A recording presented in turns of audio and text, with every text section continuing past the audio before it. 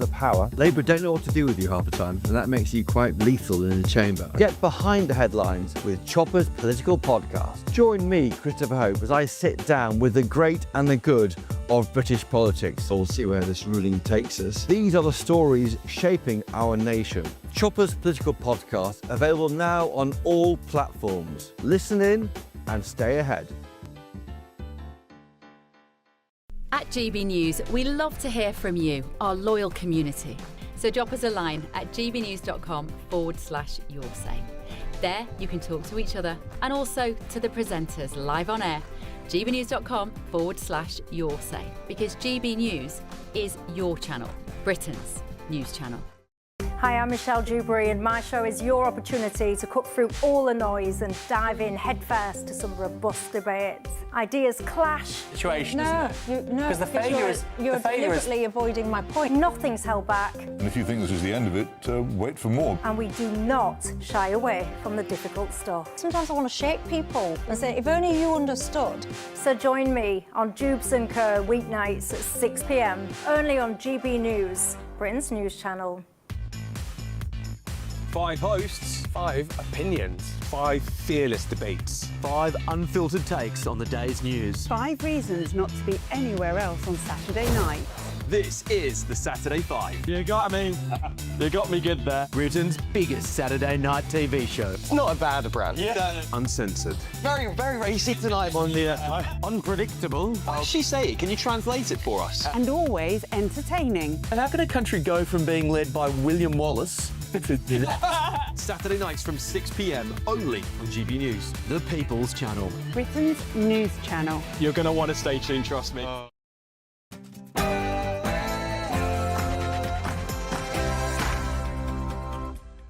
Hello, I'm Alex Armstrong and this is Ben Leo Tonight, late edition. Breaking tonight, terrorists are teaching prisoners how to make bombs. That's a bombshell article according to The Telegraph. Extremists and career criminals are participating in an illegal skill exchange inside British jails. I'll bring you all the details on that one.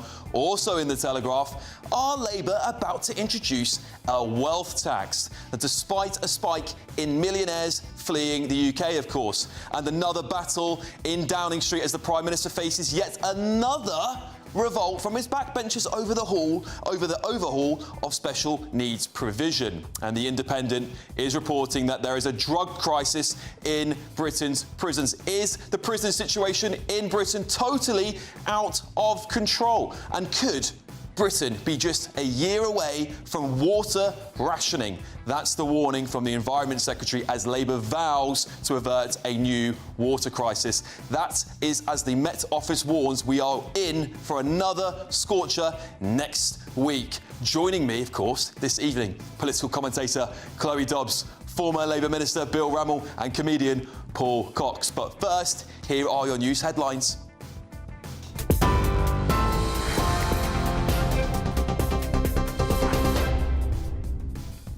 Good evening, I'm Lewis Mackenzie. Here are your latest GB News headlines. The government says spending decisions have been made harder by the recent U-turn on welfare changes. This comes as the Chancellor says it's impossible for her to rule out tax rises in the autumn budget. Education Secretary Bridget Phillipson was asked by Camilla Tominey if she could confirm the government's position. Where it comes to future decisions in the budget, those are matters for the Chancellor. It is important that the numbers add up, that we adhere to our fiscal rules, and we've got a clear plan for making sure the country continues to see economic growth. But it sounds like you're not ruling out tax rises.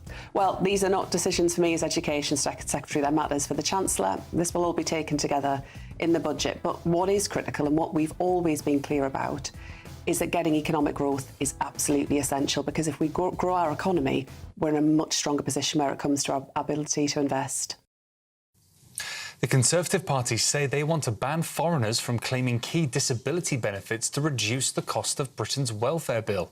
Badenoch's party is calling on the Prime Minister to restrict personal independence payments and sickness top-ups to universal credit to UK citizens only. Shadow Chancellor Mel Stride says this sets a clear dividing line between the Tories, Labour and Reform. that the government should come forward with a discussion document to look at this whole area, because we do believe that British citizenship should mean something, and when it comes to welfare, we know that the costs are ever spiralling upwards, and we need to get that under control, and that's a big dividing line between ourselves and Labour, and indeed between ourselves and Reform, who want to spend more, for example, by removing the two-child benefit cap. So we believe there should be a serious discussion about this in terms of arresting the size of the welfare bill. Metropolitan Police boss Sir Mark Rowley has called for the creation of mega forces in England. He says bigger and fewer forces would mean officers will be able to share modern technology and would reduce expensive governance. Sir Mark says it will be the first serious reform of our policing model in over 60 years. And the death toll has risen to at least 70 people, including 21 children in the US state of Texas, after heavy rain caused flash flooding. The Guadalupe River burst its banks at around 4 a.m. local time on Friday, with as much as 10 inches of heavy rain falling in just a few hours overnight in central Kerr County. President Trump has signed a major disaster declaration for the state, saying God bless the families and God bless Texas. Those are your latest GB News headlines for now. I'm Lewis Mackenzie. More from me in an hour's time. For the very latest GB News direct to your smartphone, sign up to News Alerts by scanning the QR code or go to gbnews.com/alerts.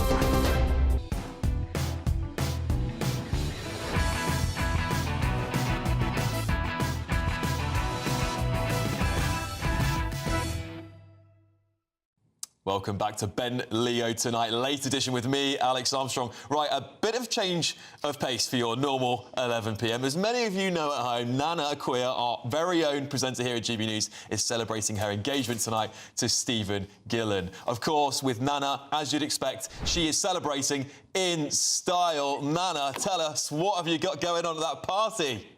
Hey, look, we've had such a big party. I'm literally losing my voice. These are the amazing people. It's at the Blue Marlin, and this is the boss, Omar. Thank you for an amazing night. Blue Marlin, and this is the brilliant Linda Paul, who's provided loads and loads of champagne. I don't think anyone's put their hand in the pocket. Thank you so much for that, Linda. Thank you. Of course, loads of my TV News friends are here. Steve, you had a great time. That's been amazing. Honestly, we had the band, the Aston Band. We had a soprano singing. We had some GB News oldies like Dan Woodson. We had Jeremy Vine. Eamon, who came in after my show. Thank you very much to Eamon for doing my show. It was a one-off. Some people on GBN updates thought that I was going to disappear. Wanted to hear more. Stay there, darling. Stay there. Stay there, darling. But you're coming later as well, Alex. Yeah, I was going to say, I hope you're saving some of the free booze for me when I get there. Oh, there'll be plenty. We've even got cake as well. That is on the way next. And if you look at me, these diamonds, I shouldn't really say, but over £600,000 fucking diamonds. Just have to upstage you. Oh, no. It is, apologies for the language. Look at this. This is a yellow diamond. How much is yours worth? All right, well, thank you guys very much for joining us on Ben Leo Tonight, late edition. Nana, I'll see you very shortly. Now let's get to your front pages, shall we? Let's start off with The Independent. Drug crisis in prisons worse than ever. You're going to see a few common trends in the papers today. See if you can spot it.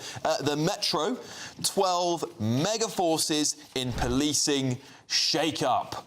That is Met Commissioner there, Sir Mark Rowley. The I paper, UK was 10 years from turning off the taps. Labour vows to avert a new water crisis. The Sun, Wayne, they're leading on Wayne Rooney netting 800k for a match of the day. He's a panellist now, apparently. We'll talk a little bit about that, I'm sure. The Daily Mail. Top police chiefs, get this, guys. Smell of cannabis is a sign of crime. Tell us something we didn't already know. Thank you, Daily Mail. The Daily Telegraph. Labour willing to explore a new wealth tax. That's former leader Lord Kinnock there backing a raid on the rich. Interesting, we'll dig into that. We really want to talk about that. The Daily Star.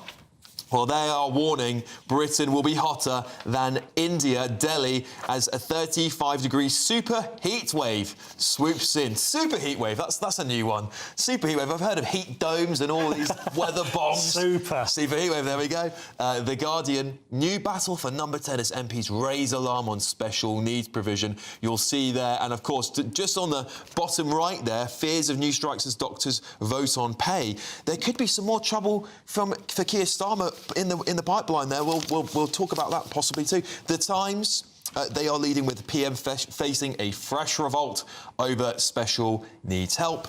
The Daily Express, state pension tax would be an insult to us all, so all OAPs. That is campaigners warning Keir Starmer about another tax on the elderly. Right.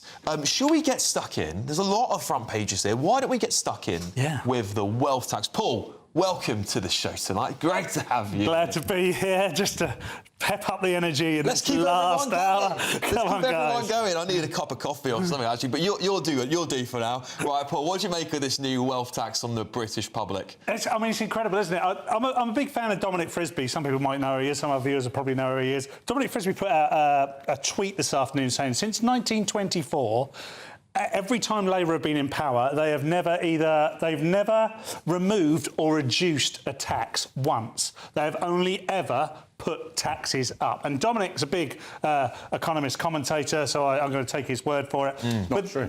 But you don't think that's true? No. Well, Bill, we won't debate, but I believe it. We'll come to that in a sec. But my point still remains is that it's to be expected. And I think the biggest problem we've got now is Rachel Reeves potentially is the most underexperienced Chancellor we have ever had, and has unfortunately dug a hole between her and Keir Starmer that I don't think they're going to be able to get out of with the progressive left-wing type economic politics that they are going to try and enforce upon us. So I think we're going to be in a whole world of pain, and the type of stories you see with regards to the special needs provisions are just going to keep coming and coming and coming, because this is already, after 1 year, a beleaguered cabinet. Yeah, it seems like there are chances in between a rock and a hard place. Bill, I have a peer of the realm, a backbench peer who's messaged me directly to ask you a very special question. He says here... Before you go on to that, yes. Just one instance. Gordon Brown, 2009, the 10p rate was a cut in taxation. OK, 10p rate. All right, there you go. All right, Bill, here's what this anonymous backbench peer asks. Do you agree with the Prime Minister that the government has squeezed hope out of the country, or, with me, I'm guessing with him, that, like a previous Labour government, this Labour government itself will squeeze the country until the pipes squeak, as that says 16,500 wealthy people leave just as they're contemplating a wealth tax? What do you make of that? I think this is Lord Brownlee, who was Vice Chair of the Tory party between 2017 and 2020. I ain't taking lectures on mismanagement of the economy from the Tory party and the last Tory government. And, you know, his role in that as a Vice Chair of the Tory party, a lot of the chaos that we're dealing with now was a result of that era of Tory government. Well, I'm sure he's not here to defend himself, and if that was who we claim it to be, but he would argue that he oversaw a booming economy and helped the country through multiple crises. There we go. Chloe, wealth taxes. Do you think this is just the final nail in the coffin for the wealthy people in this country who are, as our anonymous peer says, are fleeing en masses? Well, yeah, they already are fleeing, and you're going to see a heck of a lot more of them thinking, well, you know, Dubai looks nice, the streets are safe, and I won't have to pay as much tax over there. I think a lot of people, they're leaving with a heavy heart in that if they're British, they love this country, but there comes a point when you're being taxed to death and you're working over 6 months of the year for the government that you think, I might just have to go. And they might think, at least in the short run, we run the numbers, we tax them this percentage, we'll get this much money. But I think the Labour Party, they don't really foresee the consequences and recognise you're constantly going to have growth forecasts downgraded, fiscal headroom disappearing, predictions on how much tax revenue is going to come in, going down and down. If you keep pushing the wealth creators out the country, people who are wealthy, they don't just squirrel away all this money for themselves. They run businesses that generate jobs in this country, generate GDP in the economy. We need these people. Well, this is, of course, Paul, coming from Lord Kinnock. He's famous left-wing socialist. Perhaps I missed the sky. I don't think I am actually, my Bill. I think I'm pretty accurate. You know. Yeah, I think you are. Are we? I'm not being unfair at all, am I? Are the left of the Labour Party seeing that they've got blood in the water? Keir Starmer, he's, as you're saying, a bit of a beleaguered government now. 1 year in, it's looking like it's all on the ropes, and he's having to, cave in to his rebels. Well, Bill just mentioned a 10p rate, and that's obviously during the Blairite years, the Brown years, OK? Rachel Reeves, during that period of time, would have seemed like a bit of a left-wing, liberal, over-liberal kook during that time. Economically, would have been... I definitely... If she'd been sat in that cabinet, a Blairite cabinet, she would have been seen a bit of a left-wing, progressive kook. Now, she's the centre point, the main standard by which we're measuring our economy. Well, I don't think... And if Chloe had said that that rousing speech she just did then in front of an audience, I think that would have stood up and clapped. I totally believe in everything and agree with everything Chloe said then. I think that Labour just aren't aware now of how they're going to get themselves out of this situation. I don't think it's possible for them to get out of this situation with the politics that they're following. Was it Theresa May who talked about the nasty party, the Conservatives are the nasty party? Yeah. I'm afraid, whether it's the Conservatives, Labour, Lib Dems, Reform, or whoever, there are going to need to be difficult decisions need to be made. Nasty decisions need to be made. And last week, not one single difficult decision was made. Yeah. Not one single difficult... I don't care how much tears there were, the difficult decision would have been to have stuck with the cuts, irrespective of the backbenchers. I mean, I agree with that, right? I was angry beyond words with the rebels because you've got to reform the welfare system, and to have gone from a position of spending £29 billion a year to £100 billion a year on disability benefits over a 10-year period is not right, it's not fair, and it's not, I totally agree with that. Sustainable. So, I still hope that the Timms review that was set up will come out with recommendations that will reframe PIP entitlement, and I think the government's got to do that. Right. I don't actually think we will go down the road of a wealth tax. Keir Starmer has made it very clear he's against that. Right, so just to give you some clarity as to what his proposals are, by the way. So he is proposing a 2% tax on assets worth more than 10 million, which could raise 10 billion a year for the Treasury, Chloe. And we're talking about here £12 billion spent on special needs, disability allowances. Some would argue that it is the right thing to do to tax the wealthiest in our society, not the poorest. Is there any justification for a wealth tax? I think that from an ideological standpoint, a lot of people will say, yeah, it makes sense to tax the wealthy more than the poor. But the reality is you've got to be pragmatic. And I think that is what the Labour Party is lacking. Even if people like Rachel Reeves are trying to be pragmatic, they've got backbenchers who are ideological and think that the morally right thing to do is to tax the rich. But if they're fleeing the country and it's causing constant downgrades in economic growth, that is not the solution. Rachel Reeves, she thought, you talk about the need to make difficult decisions, Paul. Before the general election, she thought that she had an easy job and that she could just do a big hike in capital gains tax, and hence why she promised not to raise taxes on working people, and that would bring in the money. And then people in the Treasury and whatnot ran the numbers and said, no, Rachel, a bunch of people are going to leave the country. This isn't going to make you much money. You need to figure out how to find any money wherever you can now. And so she's been in this state of panic ever since she came into power. They told us, oh, we're the ones who are the safeguarders of the economy. Yes, the Tories did make a mess of it. I will give you that, Bill. But they said, our plan is fully costed. We know exactly what they are doing. Well, that promise that their plan was fully costed hasn't exactly aged well, has it? Well, Paul, we're sort of seeing a return to politics, at least maybe even opposition politics, where we're talking about parties wanting to spend more money, more capital. We have Reform who've put out, they said they want to keep they want to get rid of the two-child benefit cap, right? That's going to cost the taxpayer money. Where are we going to find all this money? If the millionaires are leaving, it's very hard to get them to come back, by the way. The stats showing them coming back is very, very difficult. We're not growing. The economy is stagnating. It's like what we celebrate 0.1% growth, which I think is pretty pathetic. 0.7% in the first quarter. Oh, OK. Well, I don't know fair enough, Bill. Sure. Well, listen, No, yeah, hang on, Bill, fair enough. I totally understand that it's a good thing, but it's still pretty miserable, isn't it? 0.something%. You know, we need to get more. No, Bill, you keep on boasting, and so does Keir Starmer, that we had the fastest growth in the G7 in the first quarter of the year. That was a bit of a blip because that was ahead of the Liberation Day when we had the tariffs coming in. For example, the UK exported as much as they could to the US ahead of those tariffs coming in, which meant that we had a boost in exports. We also had other countries expecting higher tariffs from the US. So we had that little blip. But then in the rest of the year, we're seeing a growth forecast being downgraded and everything going wrong. So Keir Starmer keeps referring to this one little statistic he's got that makes it look like it's going well. Don't listen to me. Don't listen to Keir Starmer. The IMF is predicting, and it's not enough yet, but the IMF is predicting that the UK will have the fastest growing economy in the G7 this year. I just stopped listening after you said don't listen to me and don't listen to Keir Starmer, and then after that it didn't make any difference to me.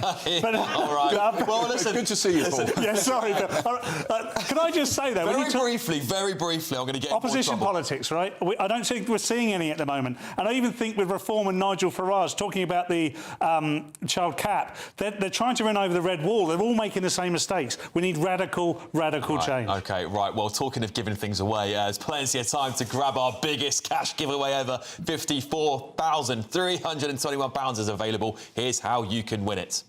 You have the chance to win our biggest cash prize to date in 5, 4, 3, 2, 1. As there's an incredible £54,321 in tax-free cash to be won. What would you spend it on? A brand new car, the holiday of a lifetime, or just the chance to sit back, relax, and remove some of those day-to-day financial stresses? £54,321 in tax-free cash has to be won. For another chance to win £54,321 cash, text cash to 63225. One entry costs £2.50 plus one standard network rate message, or text bonus to 63225. 5 entries cost £5 plus one standard network rate message. Go to gbnews.com/win. Entries start at £2.50. Call 0903 686 3232. Calls cost £2.50 plus your network access charge, or post your name and number to GB14 PO Box 8690 Derby DE1 9TT. UK only. Entrance must be 18 or over. Lines close at 4 p.m. on the 1st of August. Please check the closing time if listening or watching on demand. Good luck. All right, coming up, another battle in Downing Street as the PM's facing another revolt from his left-wing backbenchers. We're going to have more on that next. This is Ben Leo Tonight, late edition.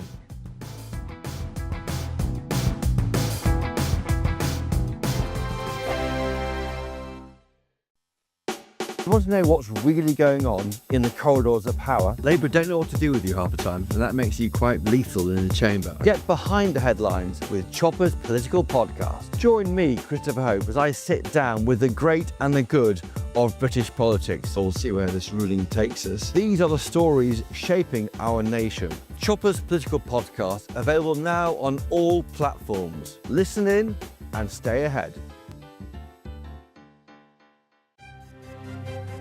GB News Breakfast, every day from 6 a.m. My eye this morning, because I say it all the time. You can't say gents at work. You're deemed to be not inclusive. It's not inclusive. This comes from a tribunal which took place where a woman took umbrage at one of her bosses using the term in an email, dear gents. Well, you can't use the word gent. I mean, I wonder what it's like when you go to the gents now, whether you have to say going to the non-gender specific lavatories. It's a phrase. It shows that you're a bit old, they say, using the word gents. Now, I mean, I don't regard myself as old, although some may disagree with that. This caught my eye as well, because one of your lovely presenters, who's on, I believe, at 6 o'clock, Michelle Dewberry, she very often says, you know, thank you, gents. I don't think she's polite. I don't think she's going to be changing. But it's when you look into this story, there was a little bit more to this than meets the eye, because this email was sent round by management in this insurance company, and one of the ladies who was on a list to be made redundant, along with men, used that email as evidence as to why there was discrimination going on. So there was a little bit more to this, and And what the court said was that, you know, this was clumsy language, but this was managerial incompetence. And I don't think we should in any way take that as meaning it's got any wider. So hang on, the court even said it's clumsy language? The court said it was clumsy language. In itself. I mean, they shouldn't be using that language, but what I'm saying is I don't think this means that we have to all change our behaviour because of this one. But what one next, little Anna? decision. I've noticed a trend among, particularly in younger people, to call people guys, even women. Yeah. GB News, the People's Channel. Exciting news. Every Friday, my Patrick Christys Tonight Show is going to have a twist to it. We're welcoming some special guests. You. That's right, on Fridays I'm going to be doing my show in front of a live studio audience because this show is about you and what you have to say. It's going to be the same big debates, same big topics, same big opinions. But every Friday night at 9 p.m, you are invited to come on down to Patrick Christys Tonight to be a part of the action. Only on GB News, the People's Channel, Britain's news channel.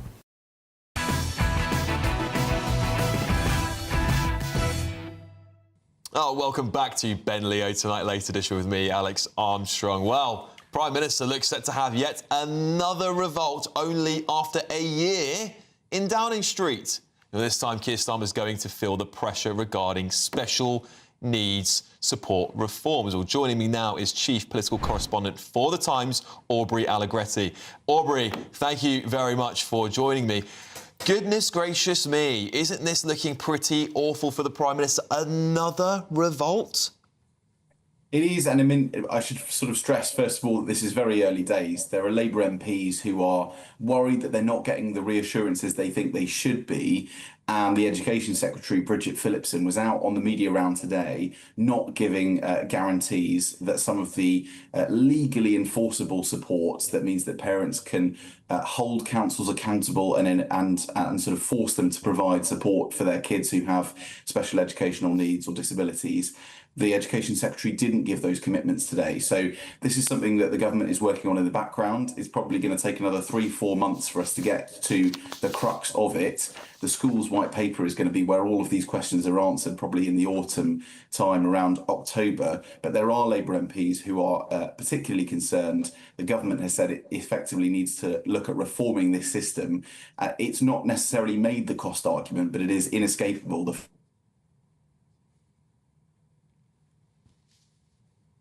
I think we just lost your sound there slightly, Aubrey. So we can get that back for just a second, hopefully, for you there, everybody at home. But, of course, this is the news that the Prime Minister is facing potentially, yes, another revolt.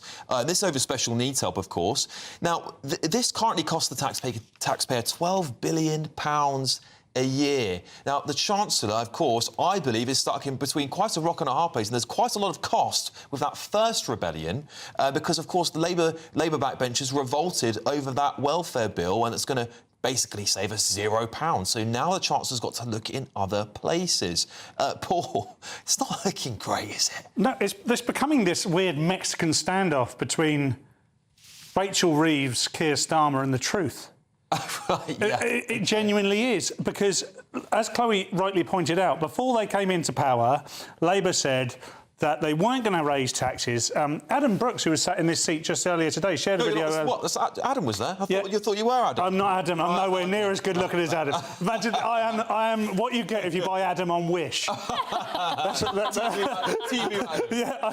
am the cheap version of Adam. But he shared a video today. It's basically 1 minute, 12 seconds of Labour lies with regards to the budget and to the economy. But surely this is what all politicians do. They do, and I don't really want to just because I like Bill. Bill's lovely. And I don't really just want to pick on Labour because they're in power right now.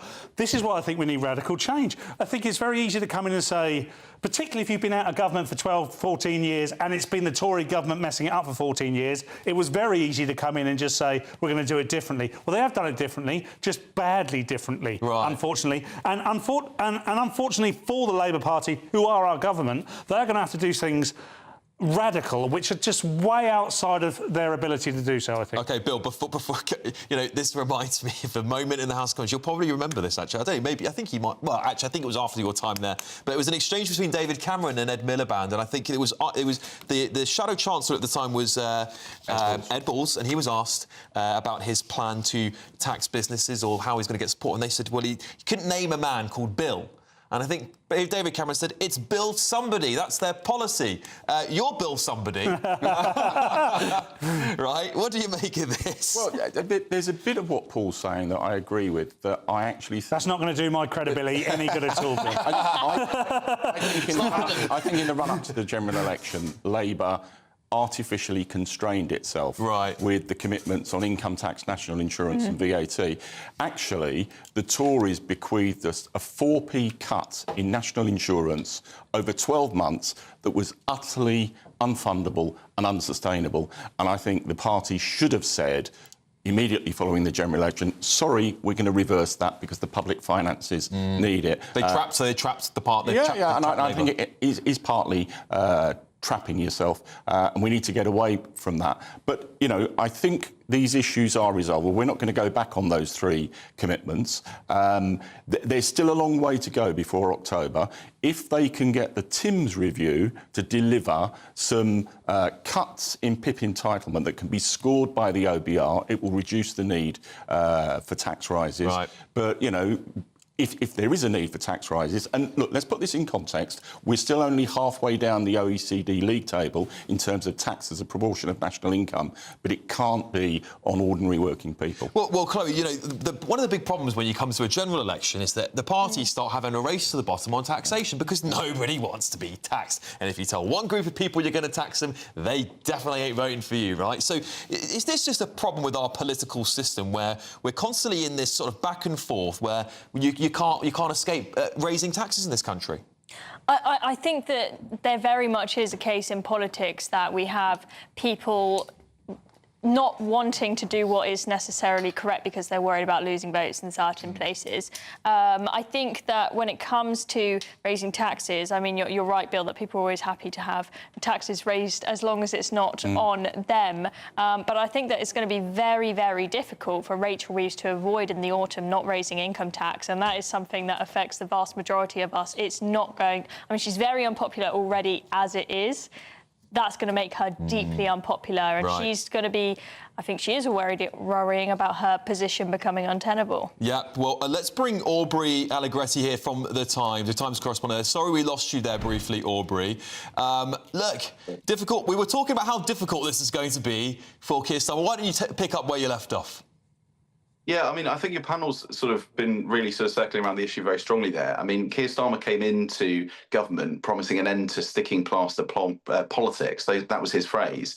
And yet we saw in the last week him sort of melt away in the face of a significant Labour rebellion. And what that has now done is Labour MPs have smelt blood. They've realised that if they stand up bigger and strong enough to number 10, then they are going to get listened to. And that's partly because they're starting to be worried about their seats. The general election is still 4 years away, but you already have Labour MPs saying they don't expect to hold on to their constituencies in the next election. They're feeling emboldened. And of course, once an MP has rebelled once, it becomes much easier to do so again. So that is why there is this threat of a future potentially quite significant rebellion over potential reforms to the SEND bill. It sort of feels to me a little bit like that moment in time where Tory backbenchers, after a lot of them coming into politics, being elected for the first time ever with these big seats in the red wall, who thought they were going to cling on to them forever, realised that they have to get rid of Boris Johnson in order to survive. Do you think the Prime Minister could be heading to a crunch moment like that with his own party? We do seem to have slightly accelerated in terms of the process that Boris Johnson went through. I think, generally speaking, there is less personal loyalty from Labour MPs towards Keir Starmer. They're very supportive of the party and they're very supportive of, elements of the government. But in terms of the sort of difficulty in terms of turning against Boris Johnson that the Conservative MPs faced in 2019, that was gut-wrenching for them. They really felt that this man had won them their seat. And when you speak to lots of Labour MPs... Well, yeah, but I mean, they felt bad turning against him because of that. But when you speak to some Labour MPs now, they think actually it was all down to them. It was down to the dissatisfaction with the Conservative Party, and it wasn't necessarily down to their leader. Right. So there are starting to be those early questions asked. Interesting stuff. Well, Chief Political Correspondent for The Times there, Aubrey Allegretti. Thank you so much for getting back on the line with us there. Let's just change the pace a little bit. Here's something a little bit fun. Legal ceremony first, party later. Rise of the double wedding. This is 1 in 7 couples now having separate legal weddings from their main celebration. This is a trend reshaping modern nuptials. I can't speak at this time of night. Chloe, ever thought of one day getting married and then having 2 parties? Two weddings? It's like 2 weddings, really, isn't it? It's a bit greedy. Yeah, I think that is greedy, and it spoils the novelty of the real wedding if you've already had a run before. Yeah. I mean, I know in the US they're very keen on that you do these whole rehearsal weddings as well before the real thing, and I think it just takes away the novelty from the real thing. Also, weddings are very expensive. Yeah. How on earth have these people got the cash to do it twice? I know the first time they don't really go for the full splash out, but I see a lot on Instagram people getting married. They do have quite the do for this legal wedding. Yeah. Paul, not to, of course, cause any offence to any potential TV presenters of any channel that are getting married or getting engaged, perhaps. But this just sort of blows my mind. They could afford it, or some of these people could afford it all. Oh, well, should we have a wealth tax on people getting married twice? Nana's had a pre-wedding party televised on GBNews, so I don't know what that's costing her. It's costing us, viewers, I think. Yeah. But, I mean, like Chloe said, it's a lot anyway. Bill was telling us. I'll leave Bill to tell a story about what happens if you're Catholic. But I don't know. It just seems mad. If you don't have to, why would you? Why would you go to any extra expense? I can understand maybe if you've gone abroad and maybe it's not as religious or as sealed. I don't know. Maybe just briefly, because there's a really interesting story. We talked about this on Breakfast a few weeks ago. There's also another trend of people getting married in their back garden. So I think this might be a rich and poor divide here. Bill, tell us about what happens if you're Catholic. Yeah, well, if you're a Catholic, you have to have a ceremony in the registry office and then in the Catholic Church. Right. But what people tend to do is the registry office is just a perfunctory ceremony, and then the real focus is on what happens in the church. Yeah, well, we can blame the Catholics. There you go. Coming up, Donald Trump takes a swipe at Elon Musk after he threatens to set up, well, he has now, I think, set up the America Party. This is Ben Leo Tonight. Late edition with me, Alex Armstrong. See you shortly.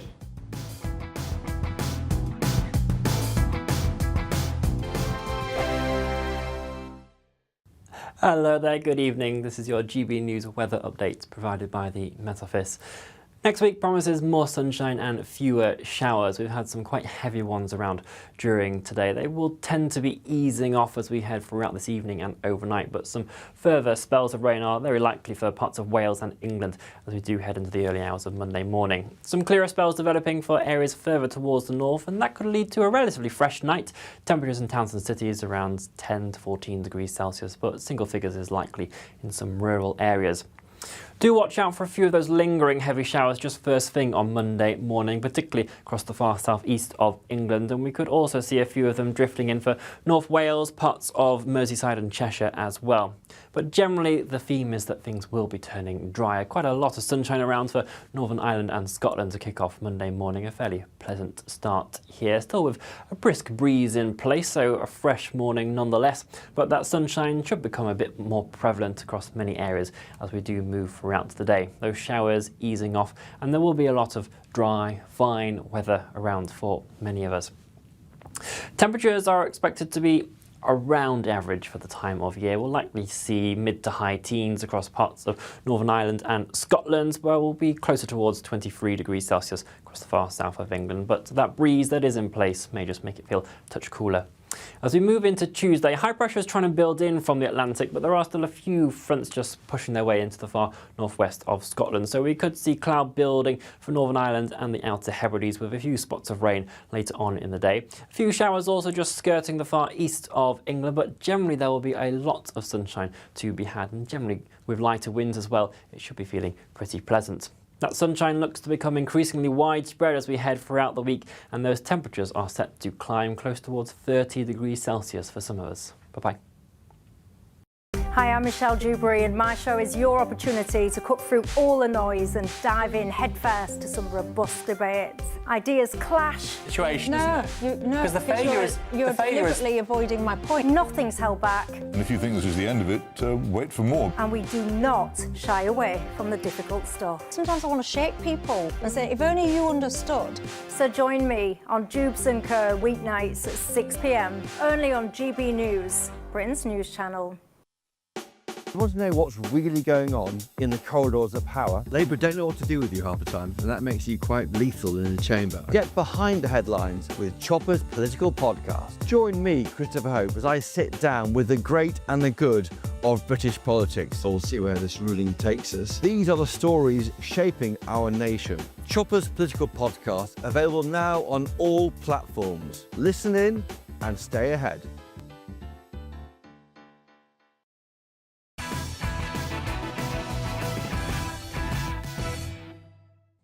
Welcome back to Ben Leo Tonight, late edition. Let's go through some of those front pages again, shall we? The Independent. Drug crisis in prisons is worse than ever. There's a common theme about prisons in some of our front pages today. The Metro, 12 mega forces in policing shake-up. That's a verdict from the Met Commissioner, Sir Mark Rowley.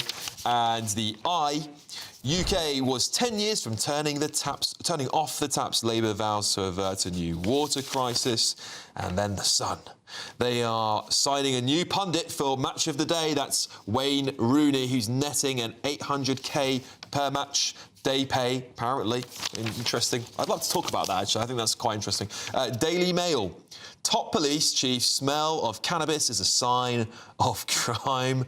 I don't know how many times I can say it, but yeah, seriously. What they say here, just to move on a little bit, senior officers tell the Mail that drug stench can make even them feel unsafe, and frontline officers should do something about it. What are they going to do? Go around with a water hose, turn it like spitting out people's Makes the joints? police feel unsafe. Yeah. Come on. Your job is to enforce the law, lads. Bunch of wets. Right, the Daily Telegraph. Labour willing to explore wealth tax. Surprise, surprise. There's also a sub-story there, support for special needs pupils under review after surge in claims. Lots of surge in benefits these days, isn't there? Daily Star.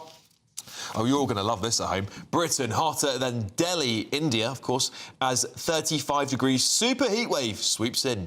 It ain't half hot, mum. Apparently, there you go. The Guardian, new battle for number 10 as MPs raise alarm on special needs provision. Daily Express, state pension tax would be an insult to all OAPs. And The Times, PM facing fresh revolt over special needs help. Well, I think we have to start with that drugs crisis in our prisons. What on earth is going on in Britain's prisons? Because I tell you what, it is almost seemingly like monthly we're getting a story about prisons, Paul. It seems the best place to go if you want drugs, doesn't it? Yeah. It's getting. Are they paying for? How are they paying for? I don't know, but I don't know. Right. I don't know if this is a trick. Almost caught you. Yeah. Almost caught you. I definitely don't know, Alex. No, they're trading skills on how to make bombs in exchange for drugs. I mean, to be fair, if you want drugs and be taught how to make bombs, prison is a pretty good place to start, isn't it? How do they get them in? It's really easy to get them in, isn't it? Drones, isn't it? Do they get them in through drones? Yes, that's basically what it is. And dodgy prison guards that they can persuade. And the guards are dodgy, the inmates are dodgy. What's not dodgy about prison? It used to be a bad place to go. Now it's all drugs and bomb making. There was a journalist, I can't remember which paper, who, as an experiment, they posed as a prison guard and exposed how easy it is to breach the security and get whatever you want into the place. I can't remember which prison they went to, but it was pretty shocking. Yeah, Bill, we were talking about this earlier. You visited prisons. We've debated about whether they're holiday camps or not. But I really want to talk about this crisis because what would it take for the government to have to crack down on this drugs crisis? Because I know they have been looking at drone-effective technology so they can sort of have this, is it like a almost an invisible Wi-Fi mesh that knocks them out? I think even in America they use eagles or something, or some sort of bird. Of course they do. Yeah, a big American eagle flies. Playing Bruce Springsteen. It's probably not an eagle, but it's probably not. But, what do you have to do? Well, train some pigeons. I think technology can be part of it, but I think you've actually got to have a zero tolerance approach, and you've got to go cell by cell and taking action against people who've got drugs. But, and I made the point earlier, this is also linked to the prison population size that is unmanageable and unsustainable in this country. You know, highest level of prisoners in Europe and the worst reoffending rates. Yeah. Those two issues are linked. Of course they're reoffending. If they get back in, that's where all the drugs are, Bill. Well, of course they're reoffending. They've just come up with extra skills. I mean, you talked about zero tolerance. What is the tolerance on drugs in prison? They go, we've got a 26% tolerance on drugs in prison. I mean, this isn't a political colour issue. Yeah. This is just prisons have failed forever. It feels like, I mean, I'm 45 years old. It feels like prisons have never been in a good state. I remember the Strange-Way riots during the early 90s, late 80s. I've never known a good time for prisons, and now it's just drugs and bomb making. I mean, they should. This is someone's like, greatest idea of time off, isn't it? Bombs and drug making. It's like a dysfunctional teenager's greatest dream. Yeah, get high and make some bombs. Yeah, some of them will be committing crimes on purpose just so that they can get in, because it sounds like a fantasy world. But more seriously, they should be using the time that people spend in prison to rehabilitate them. Yes. I think anybody who is a criminal has a mental health issue. They need to address that. And anyone who's a drug addict has a mental health issue. I mean, prison should be the ideal place for to give people, a type of rehab, because it should be you're locked in there, closed doors, meant to not have any money, you can't access drugs, but that is not the case. And there was a story a few weeks back, I can't remember which paper, about how there is an issue where you've got lots of charities who want to do work to help rehabilitate prisoners, and a lot of the prison authorities are, not wanting the charities to get involved and come into the prisons and do the work that, they're offering to do work that taxpayers would otherwise have to be paying for to help rehabilitate people. Well, so that's an issue there. It looks like we're going to need rehab for rehab at this rate. We're going to need rehab for the prisoners that are going through rehab. There you go.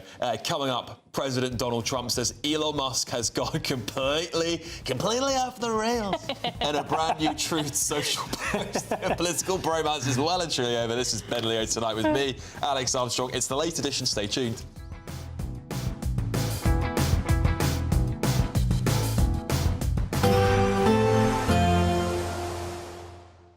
Can't wait to get in that sea. Lovely and warm. Just like the feeling of having great travel insurance. All Clear Travel Insurance sponsors GB News travel destinations forecast. The fresh northwesterly winds that are currently across the UK are also beginning to spread into other areas of Western Europe and helping to ease the heat wave that they've had here recently. Still, though, there are plenty of heavy showers and thunderstorms here, particularly across parts of Iberia, the Alps and towards the Balkans. The heat, though, is getting squeezed towards eastern areas of continental Europe, and so here temperatures are still going to be notably above average as we head over the next few days, but with some sunshine. All Clear Travel Insurance sponsors GB News travel destinations forecast. This is Britain's Newsroom, where your voice matters. It's just astonishing. With expert analysis and honest opinion, we don't just keep you informed. We bring you unique perspectives you won't see anywhere else. Can't argue with any of that. When the news happens, it happens here. On Britain's Newsroom, weekdays from 9:30 a.m. Only on GB News. You want to know what's really going on in the corridors of power? Labour don't know what to do with you half the time, and that makes you quite lethal in the chamber. Get behind the headlines with Chopper's political podcast. Join me, Christopher Hope, as I sit down with the great and the good of British politics. We'll see where this ruling takes us. These are the stories shaping our nation. Chopper's political podcast, available now on all platforms. Listen in and stay ahead. It's Patrick Christys Tonight, and here we do things differently. It's explaining the absolute madness of this, doesn't it? It's explosive. I mean, this is very good. It's lively. 850. Your government sat there, Sean, and it did nothing. It's controversial. And the Middle East has been in turmoil since before I was born. It's everything you need to kickstart your evening. Everyone's had their Weetabix tonight. I love to see it. That's Patrick Christys Tonight, weeknights from 9 p.m. Only on GB News, the People's Channel, Britain's news channel. Hi, I'm Michelle Jubes, and my show is your opportunity to cut through all the noise and dive in headfirst to some robust debates. Ideas clash. Situation, no, isn't it? Because the failure is... You're deliberately avoiding my point. Nothing's held back. And if you think this is the end of it, wait for more. And we do not shy away from the difficult stuff. Sometimes I want to shake people and say, if only you understood. So join me on Jubes & Co. weeknights at 6 p.m, only on GB News, Britain's news channel. Mornings don't have to be tiresome, especially if you have the right company. Wake up to news as it happens, opinion and debate, and of course, a little bit of entertainment too. Because when the kettle's on, we're on. That's Breakfast on GB News, a show worth waking up for. Every morning from 6 a.m. Only on the People's Channel, Britain's news channel. We'll spread the news, you spread the word. In the GB newsroom, we bring you the news as it happens. With our team of dedicated journalists across the UK, we're ready to keep you up to date with what's happening every half an hour, every single day. Bulletins here on GB News, the People's Channel, Britain's news channel. At GB News, we love to hear from you, our loyal community. So drop us a line at gbnews.com/yoursay. There, you can talk to each other and also to the presenters live on air. gbnews.com/yoursay, because GB News is your channel, Britain's news channel.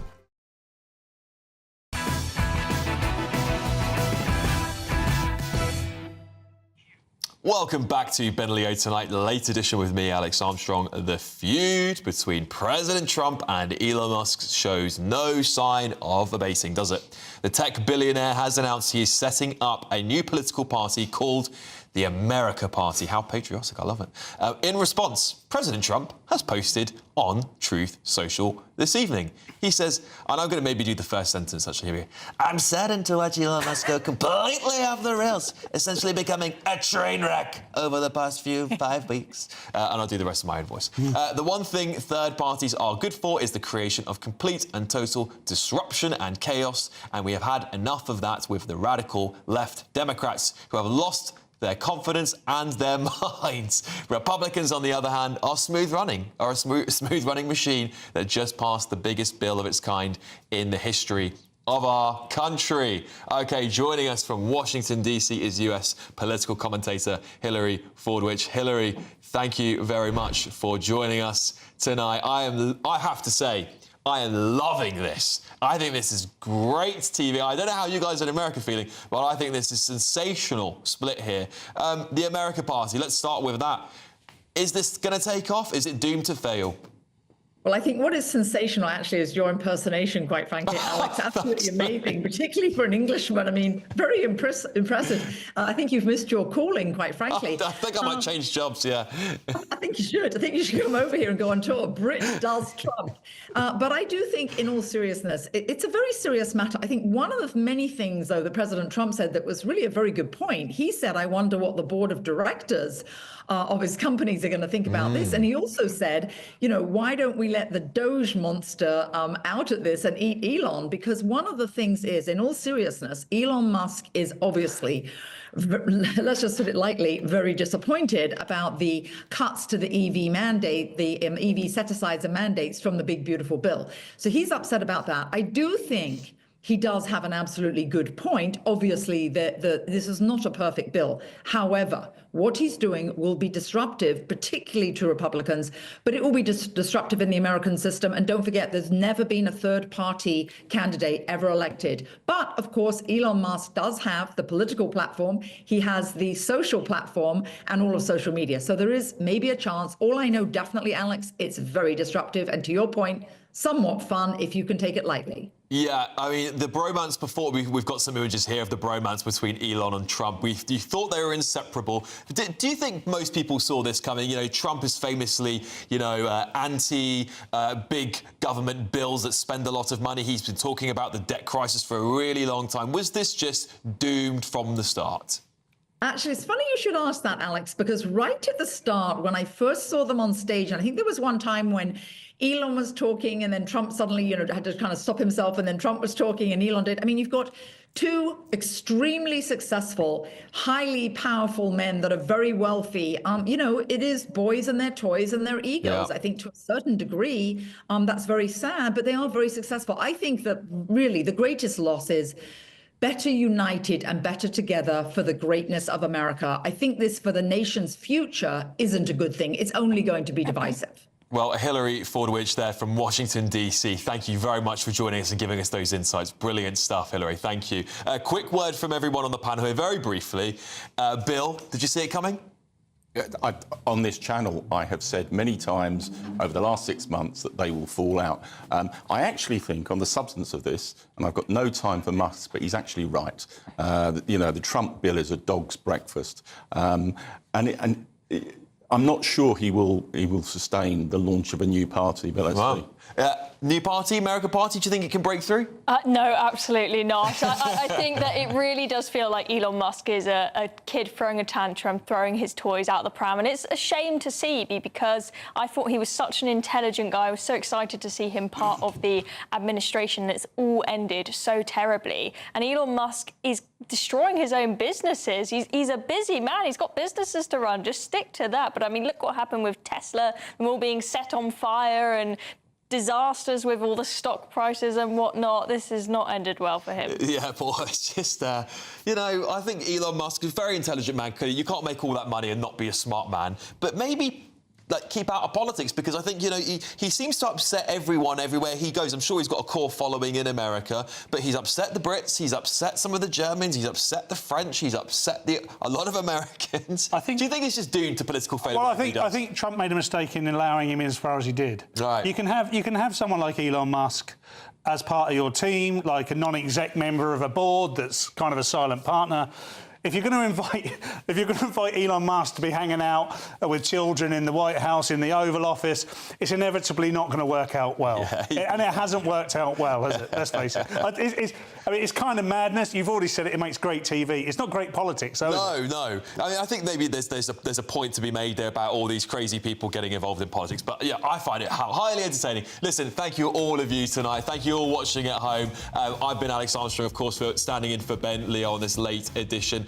If you're watching tomorrow morning at 5 a.m, don't forget to stay tuned for breakfast. I'll be back next week on the Saturday 5, and Ben Leo will be back with you, of course, as well. But coming up right next, it's your weather.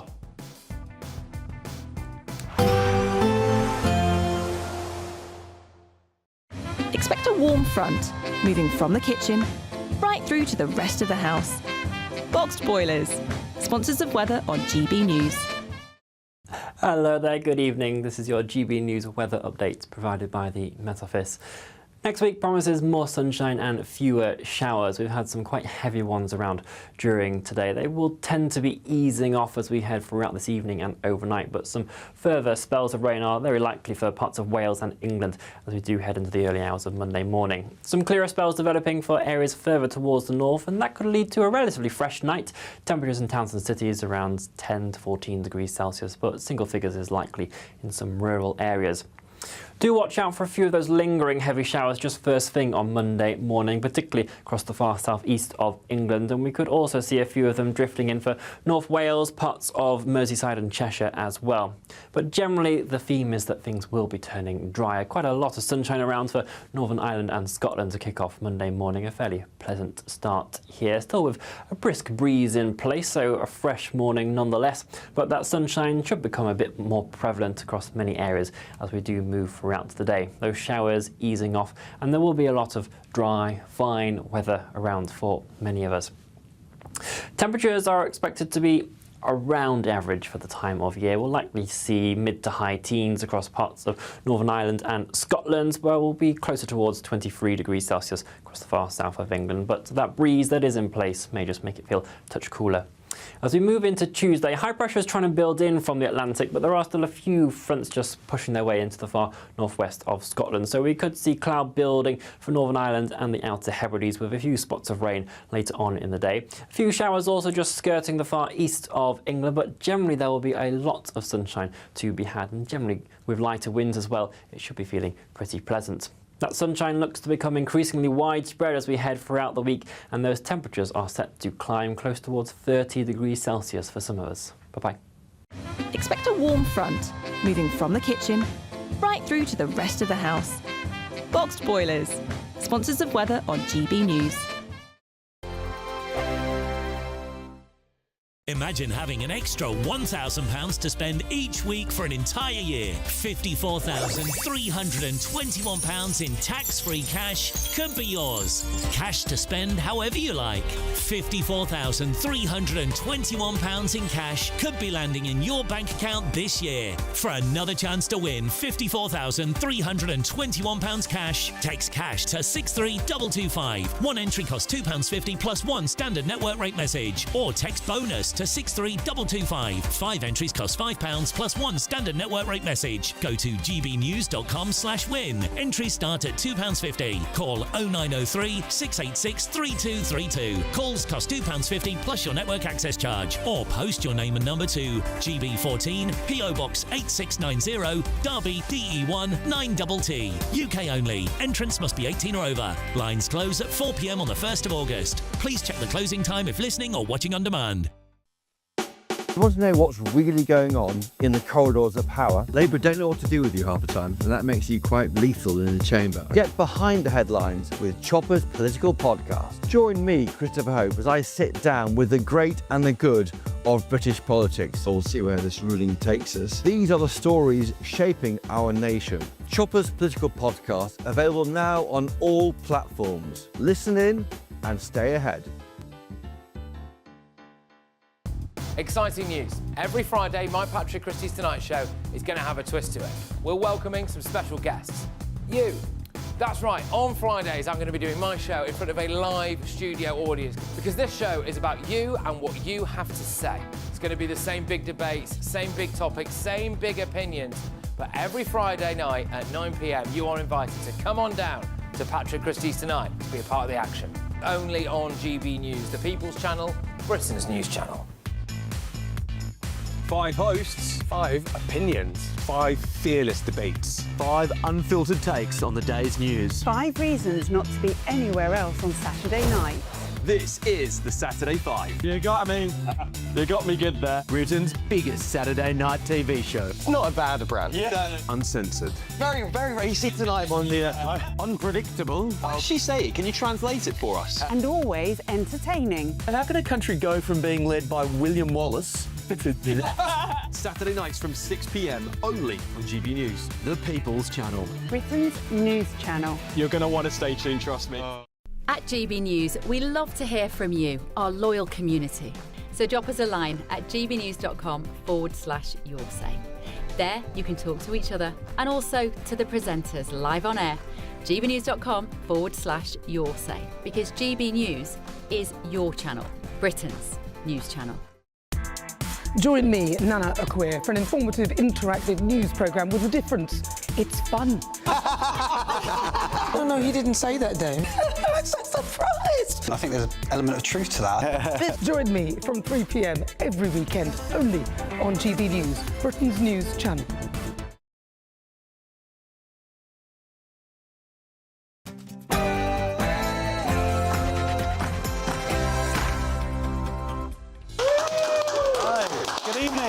This is Free Speech Nation with me, Josh Howie. On the show tonight, protests erupt in Turkey after a satirical magazine is alleged to have published cartoons depicting the Prophet Muhammad. We'll be asking if anyone should be allowed to publish cartoons of the Islamic prophet in a second. I'll be joined by a police officer who's been cancelled for defending his colleagues. Richard Cook will be joining me in the studio to share his incredible story. Angela Rayner's new employment bill could be boom time for the UK's hard-working diversity officers. I'll be joined by Lord Toby Young to discuss if your office will succumb to the new banter police. And I'll be joined by Kate Harris from the LGB Alliance, who has some jaw-dropping revelations about the safeguarding failures at one of the country's biggest pride organisations, as is there a larger problem that needs to be looked at? And we've got some comedians answering some cultural conundrums from our live studio audience. But first, the news with Lewis Mackenzie.